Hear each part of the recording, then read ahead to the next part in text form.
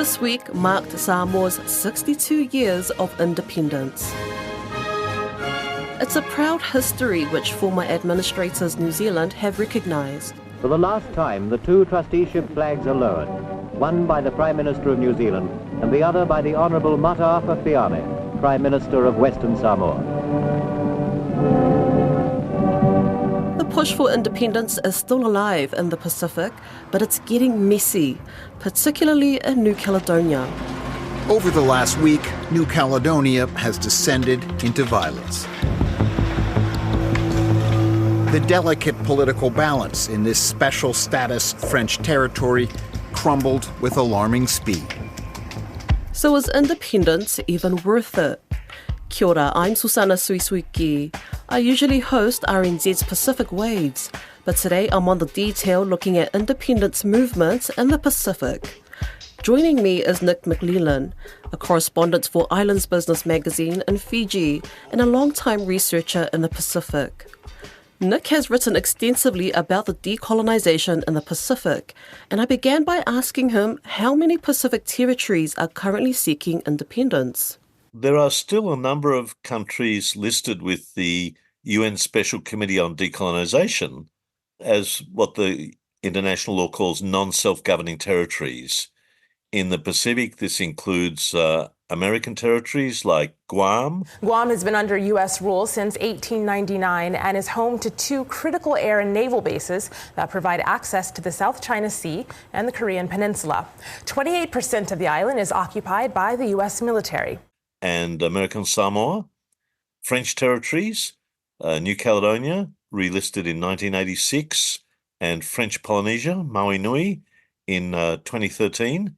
The nation of 280,000 people, almost 16,000 kilometres from France, became a colony in 1880 and was the base for their nuclear tests in the Pacific.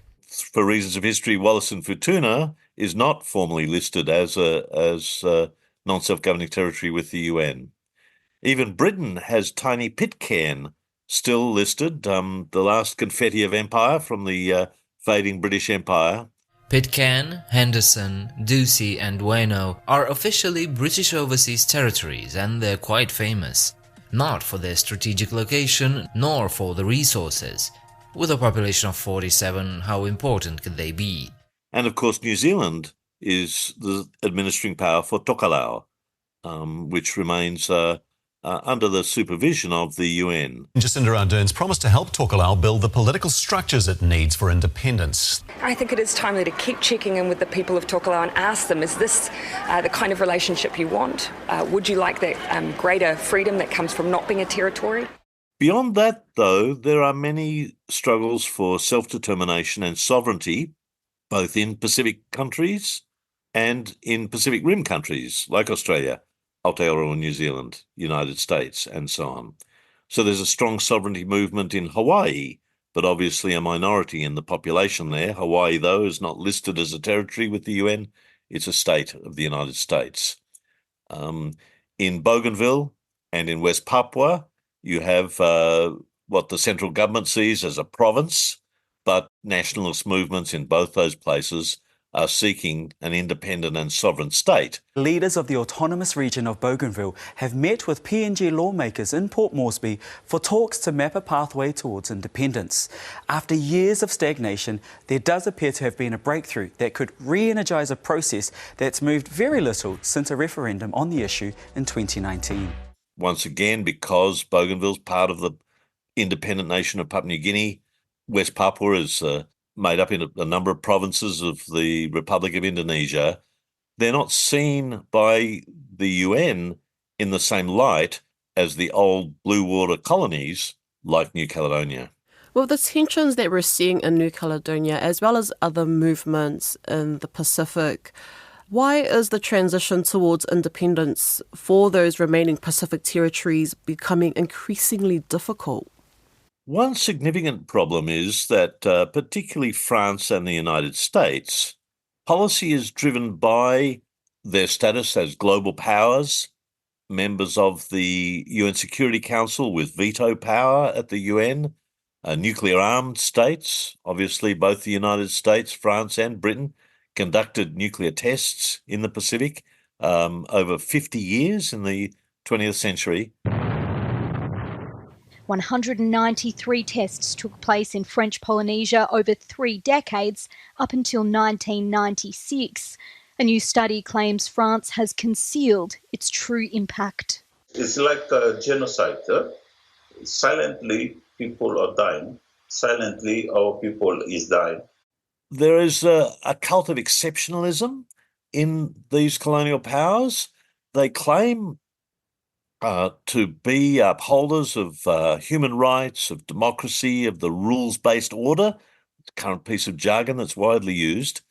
And you see many of them reluctant to accept the mandate of the UN General Assembly, the demand for decolonisation that is at the heart of the United Nations project in the 20th century, the move towards political, economic, social self-government in the colonies of the world. The United States, for example, which remains a major power in the Western Pacific through its military bases in Guam, doesn't accept key international treaties. For example, the UN Convention on the Law of the Sea has not been ratified by the United States.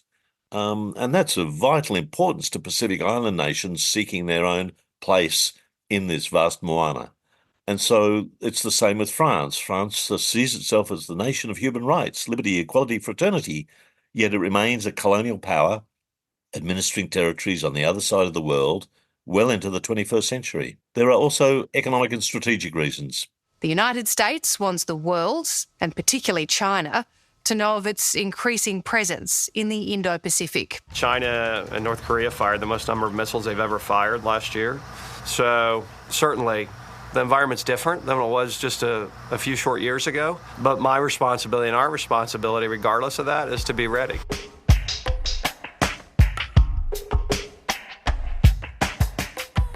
Slowly and surely, in a moment of deep emotion, the heads of state raise the emblem of Western Samoa to the masthead, where, like the flag of many another new independent state, it demonstrates with dignity the fulfillment of a people's wish.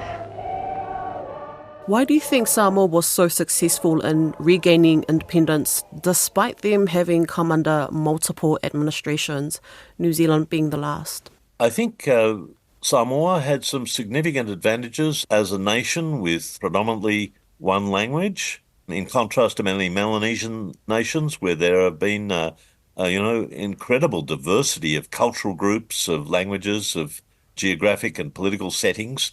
And you see that in Papua New Guinea, in Solomon Islands, even in New Caledonia. For Samoa, the pride in Samoan identity is a driving force in the fact that Samoa in 1962 became the first independent nation, possibly not counting Tonga as a kingdom, in the 20th century. The struggle around rights that was seen with the Mau movement, going back many decades before independence, there was a heritage of Samoans saying Samoa for the Samoans. And that history is important. Didn't succeed at first, but it built a base for future generations. And we see that with independence struggles in other parts of the Pacific. Today, the young people who've rioted and protested in New Caledonia, most of them are sort of 15, 20, 25. These are people born after the turn of the century. They weren't alive during the great independence battles of the 1980s in New Caledonia, yet they've picked up the flag of Kanaki to continue what their ancestors have done. And I think Samoa's successful move to independence in 1962, its status today, is based on that national awareness, standing on the shoulders of giants. Now, correct me if I'm wrong, but the Pacific Islands Forum was set up in the 1970s, and one of the main reasons why it was set up was to advocate for the territories seeking independence, right? So how helpful have they been so far? The South Pacific Commission, the SPC, was created by the colonial powers after the Second World War, recognising that there was a need to move towards self-government greater autonomy around constitutional issues, economic development, and so on. But many of the colonial powers, and particularly the French, were reluctant to allow the South Pacific Conference, the regular meeting of leaders, to discuss issues about political independence. The French were also very sensitive about criticism of nuclear testing. And so when the forum was created in 1971, the four independent countries at that time, Samoa, Nauru, Cook Islands, Fiji, with some support from Australia and New Zealand, felt it was important to create a space, a forum, to discuss issues of economic development, about ocean management and resources and poverty and so on, but also to address these intensely political issues that were frankly banned by the United States and France within the SPC. The forum grew over time and has, as it's expanded, become a significant force in regional discussions around the right to self-determination. In 2016, a crucial decision was taken that for the first time, the forum was not an organisation of independent and sovereign states, but would include two of the three French dependencies, New Caledonia and French Polynesia, as full members. That's raised a whole lot of contradictions because it's also brought France inside the tent to a certain extent. And that's at the height of current debates around France's role in the region. Many forum governments have taken differing positions about this question of decolonisation. Australia, for example, which has strategic relationships with the United States, with France, as part of its broader Indo-Pacific agenda, basically to keep, restrict Chinese influence in the region. Australia is very reluctant to talk about decolonisation and to press powers like its AUKUS partner, the United States, like its strategic partner, France, to meet their obligations under international law around decolonisation. So many civilian groups, churches, civil society want much stronger actions by the forum to really complete the work on decolonisation that began in 1946 when the United Nations was created. You've mentioned that Australia has some sort of reluctance towards the decolonisation process in the Pacific. So what's New Zealand's position on that? Depends which government you're talking about. Australia and New Zealand mouth all the right words. They say they support the right to self-determination for colonised peoples. But I believe that in many cases, particularly conservative governments, but even some Labor governments, have been balancing their relationship with major global powers at a time of incredible geopolitical contest and their relationship with the Pacific. I'll give you an example from Australia. Australia's Foreign Minister, Penny Wong, was the first Australian Foreign Minister in April 2023 to ever address the Congress of New Caledonia. It is my privilege to address this preeminent institution, a beacon of New Caledonia's commitment to democracy, to representation, and to pluralism. These are values Australia shares. As Australia's been expanding its relationships across the Pacific Islands, fearing Chinese influence in the region, it's included the Francophone territories, opening a consulate in Papeete, Tahiti, for example. At the same time, Australia's Foreign Minister has signed the Australia-France Roadmap, which is a partnership with France that sets out a whole range of issues around climate and people-to-people links and things like that, but particularly around defence and security issues. And that roadmap, signed in 2023, allows Australian Defence Forces, for example, to use military bases in New Caledonia. There's a real contradiction at the heart of this policy. And, in summary, the language of the Pacific is they want people to focus on blue Pacific agendas around development, sustainable action on poverty, ocean management, cultural identity, and climate, the central security threat to island states. In contrast, the Indo-Pacific agenda is framed more by the relationships with Western powers, Britain, France, the United States, and others, to constrain, and some say roll back, Chinese power in the Pacific. there's a fundamental tension about where you put your resources in that. So, for example, Australia doesn't give much aid to New Caledonia because it's giving aid to France, not to a Pacific nation. Many Kanak would like much closer engagement around issues of common concern, but that's not happening. At the same time, Australia's planning to spend literally hundreds of billions of dollars in coming years over the AUKUS submarines. And many Pacific countries say, well, where are your priorities? Do the Indo-Pacific priorities trump the blue Pacific engagement that you say is so important?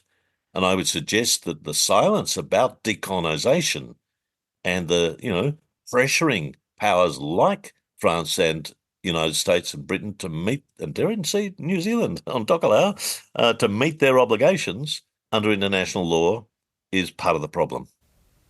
Even if independence was achieved, what happens then? Does it become a long process of reversing institutions and laws brought in by the occupants?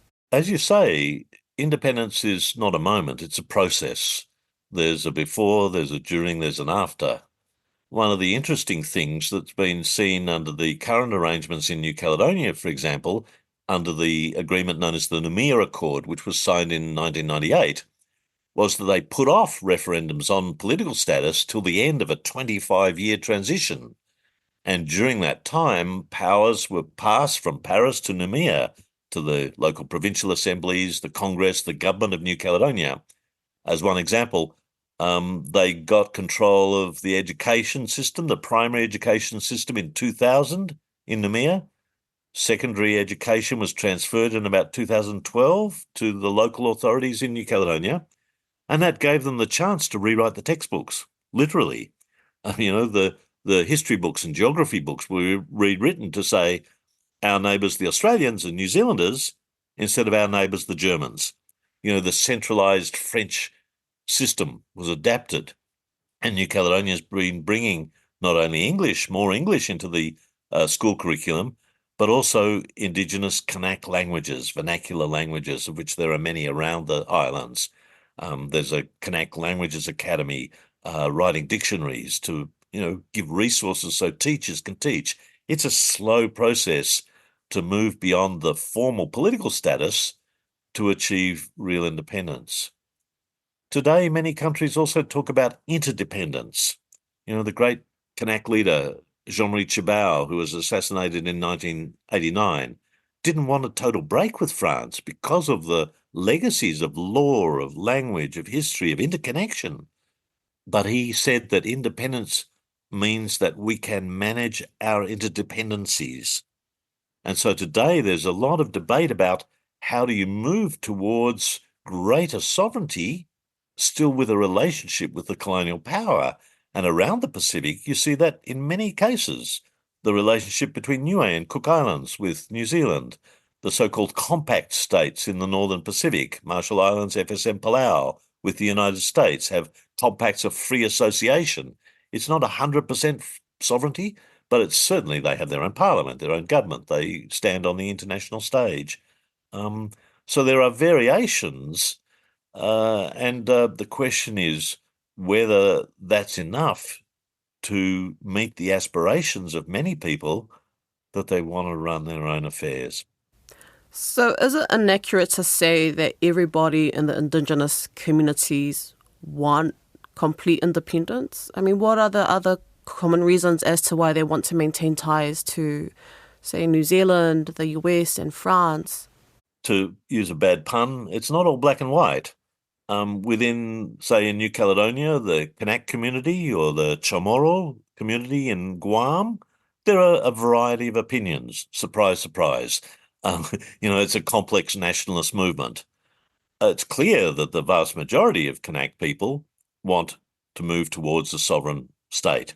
How fast and how far to get there, there's debates. Similarly, there are some Kanaks who want to retain ties to France. And obviously, many countries have made the decision that this interdependence with the former colonial power is valuable. So in the three compact states, they have migration rights. So people from FSM, Palau, Marshall Islands can migrate to Guam, to Hawaii, even to mainland USA. And that is a valuable asset for countries where jobs are hard to come by. And, New Zealanders understand this full well. The labour mobility that was at the heart of the colonial project in the days of blackbirding is in many ways replicated with sometimes better labour rights in the 21st century with labour mobility schemes, people looking for education, for employment, for enjoyment in the Pacific Rim. So some countries have been willing to trade away full sovereignty because of advantages they get over aid, migration rights, defence and security pacts, and so on. But are those chosen or are those forced on people? I think most Pacific Islanders I've talked to, if they had the choice, would do that. But when I was reporting on the referendums in New Caledonia as a journalist, I met many people who were very progressive, who were horrified by racism against Indigenous Kanak, but still didn't want to let go of their European Union passport, fearing what might happen to education for their kids, wondering whether an independent nation would have the health services that come with buckets of money coming from the colonial power. There are nuances, and a lot of them are driven by the human desire to do what's best for family, for children, for clan, for company, for culture. And we all make choices about the relationships we have, but that's the point. Do we have the choice about how we work with the world around us? And that's the fundamental challenge that remains, even a quarter of the way through the 21st century. There are still colonies in the Pacific. People don't get to choose whether they are friends to all and enemies to none, which is the catchphrase used by many independent Pacific countries. So, in our lifetime, will we get to see the remaining Pacific territories become sovereign nations? Nick McLellan says yes, citing Timor-Leste's successful fight for independence and New Caledonia's progress towards it. It's inevitable. Why do you want to be ruled by people who live on the other side of the planet? That's the history of the world. People want to determine their own future and will continue to fight. And if they lose this year, they'll fight again.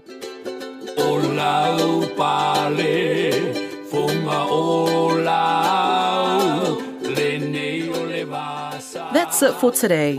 The Detail is funded by RNZ and NZ On Air. Thanks to Nick McLellan. This episode was produced by Alexia Russell. It was engineered by Mark Chesterman. I'm Susana Suisuiki. Tō whā suifua. E whaawhelo ai, ai lo alo Samoa.